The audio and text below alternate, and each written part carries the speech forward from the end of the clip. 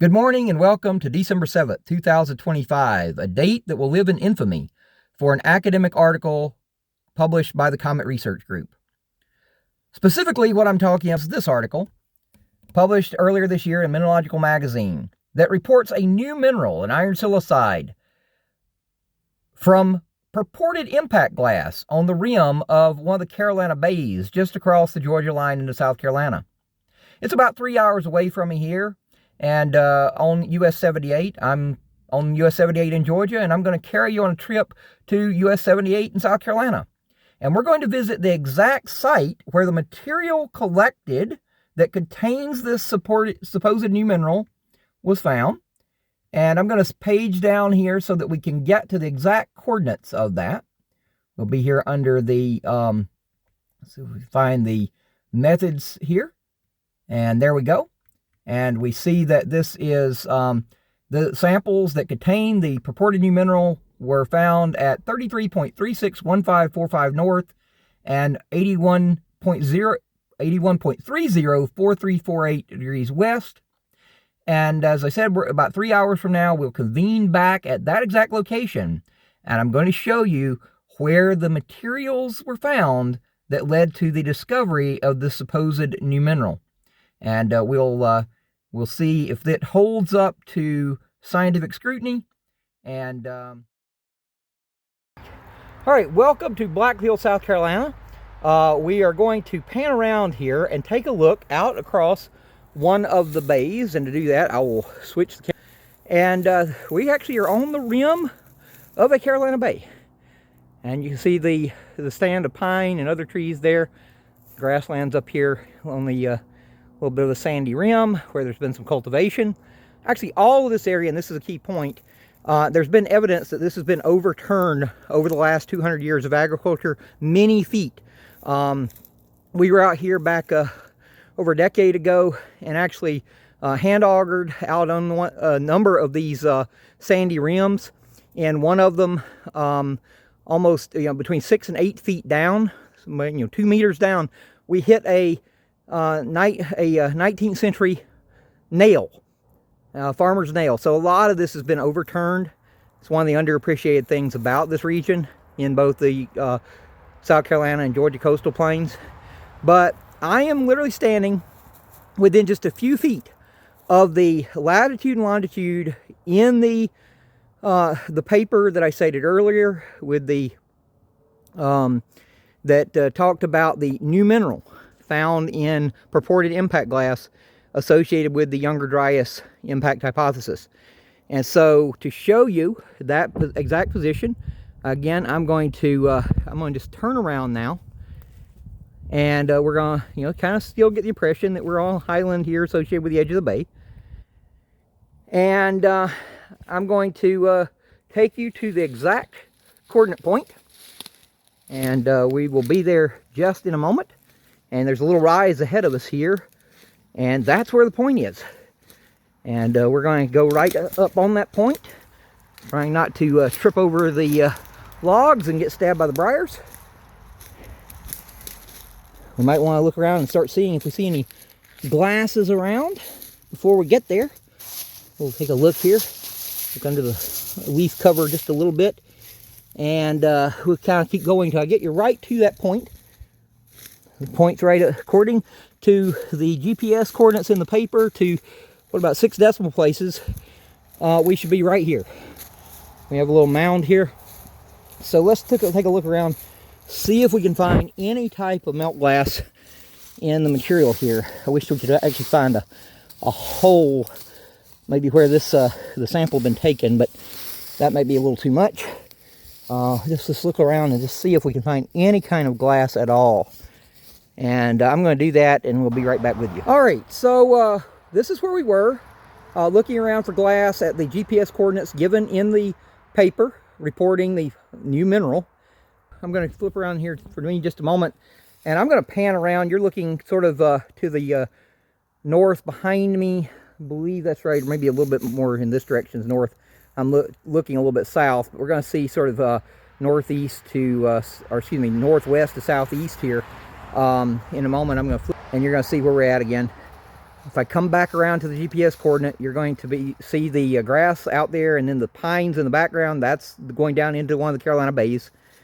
But you might notice that we're on a bit of a rise here, and very lumpy terrain. Looks like maybe, you know, certainly trees have grown, moved material around. But you really don't appreciate where we're at until I pan back around to the east, and we can see that we're really on a prominent rise here, at least a couple, if not a few meters high. And to show you exactly how high we are, I'm going to take us over to the edge here. You actually see Highway 78, and we're going to look down now, and we're looking straight at an old railroad bed. And we notice that there's a berm built up on the opposite side between the railroad bed and the highway.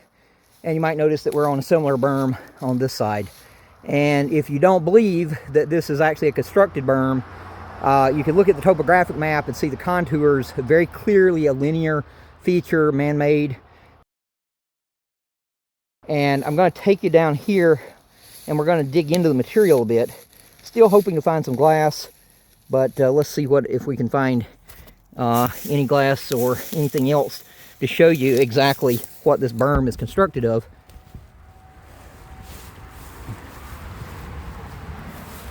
We'll slide down the pine straw here, and let's take a look. Let's go ahead and dig back in here. Let's see if we hit anything. You notice it's just this sort of soil under the trees, and there's something a little bit more competent. A little bit of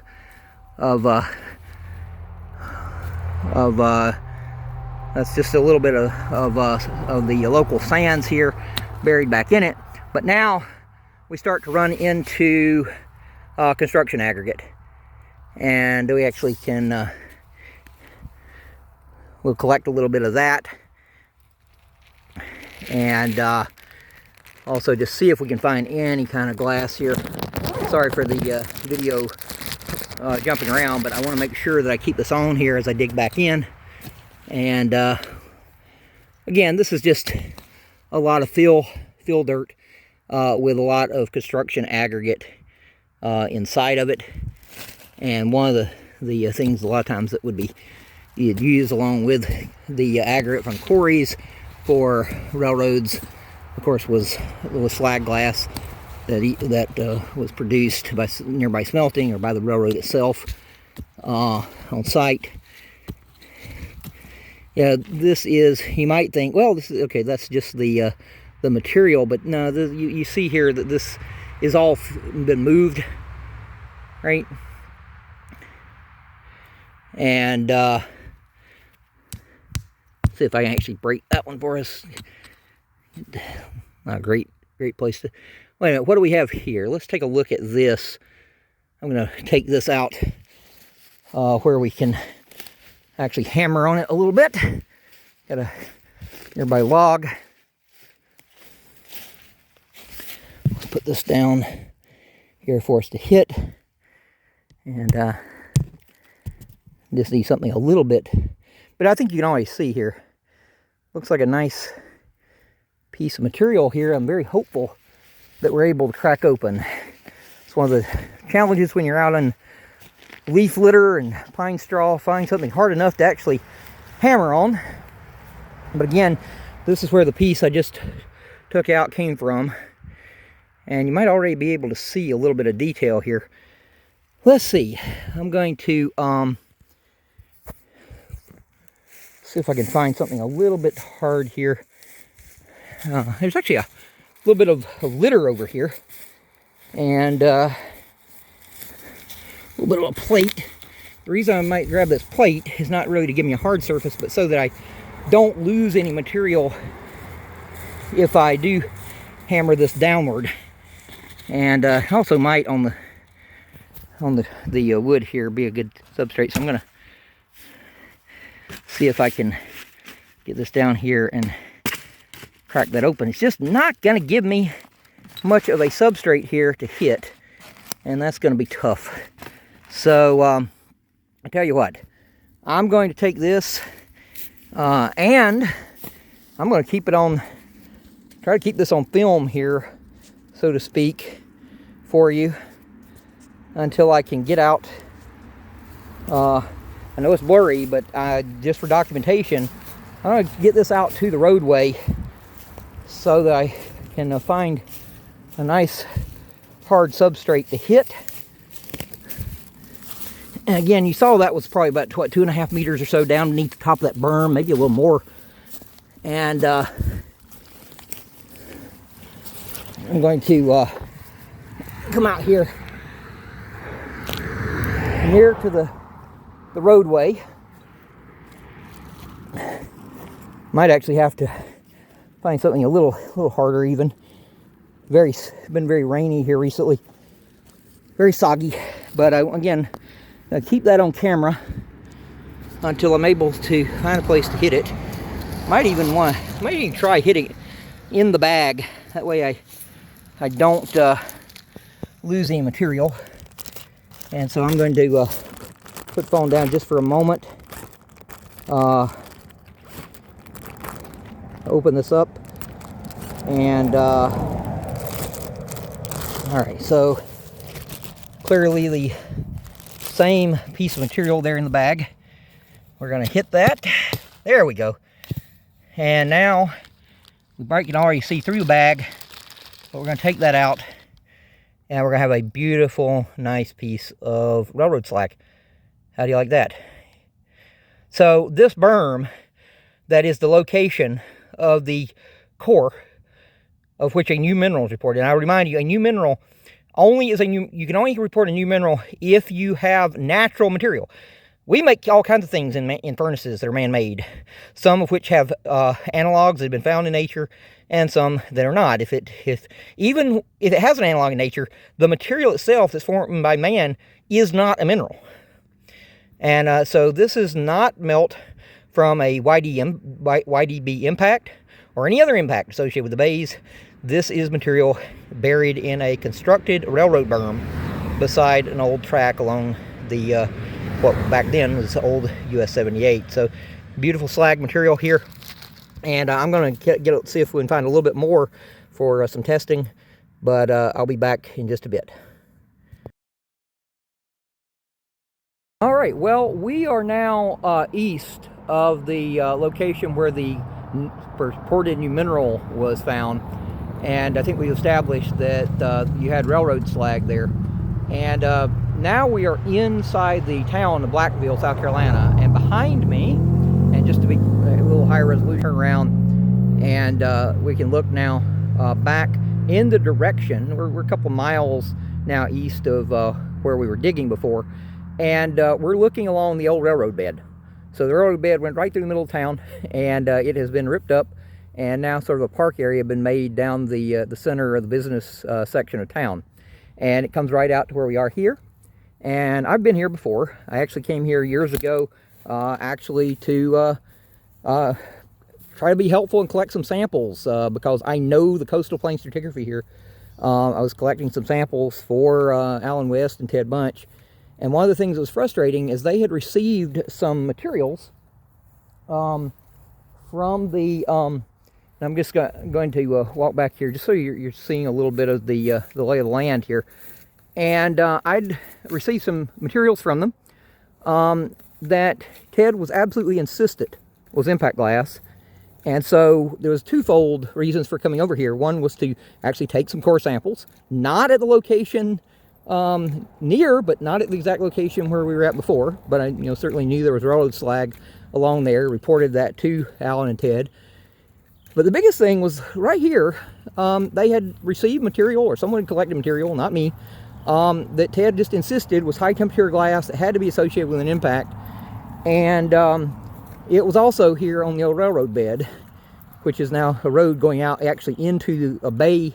What you see ahead of us is the actual rim of a bay on the eastern side of Blackville. And I'm going to show you what was in some material that was actually in an abstract, a Meteorological Society abstract that Ted wrote, and it had some of this material, and so this is what he referred to as being similar to the industrial, gray glass material, and you see very beautiful dense, extremely dense slag material here. And we'll break some of that open. And let's see here. It's very, very tough material to break.